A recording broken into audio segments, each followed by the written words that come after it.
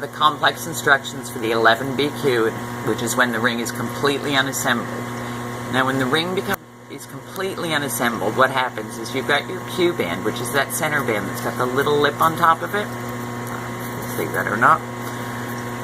And all of your outside bands actually slip back through your Q.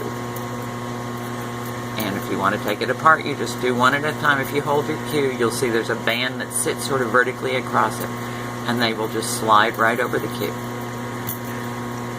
And you would want to do this with 6 bands. And once you get the 6 done, when you're holding the Q, you will have 3 layers. That means it's completely unassembled.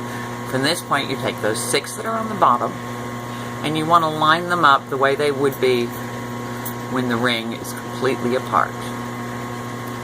So you line them up. And there are your 6. Just like when the ring's put together, it looks like that.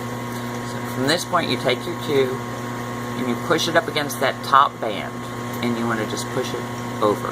Don't let go of your Q from this point. You turn your ring around, do the same thing on the other side. Just want to take and put it over the Q. Go back again to the other side, and you're just going back and forth.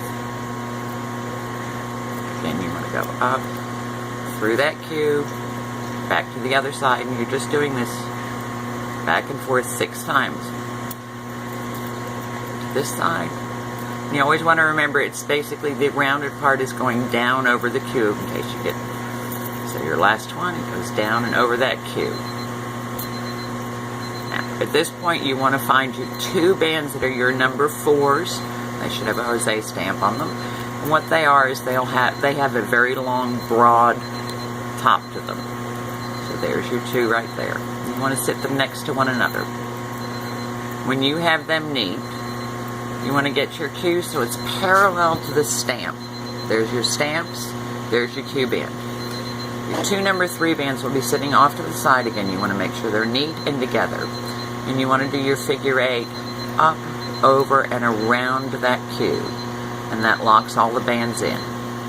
And from this point, it's easy. You're just weaving one on one side, which is the same side you just turned into. Go to the other side, weave it in, and you're just going back and forth. Weave that one. It's just one at a time, one on each side.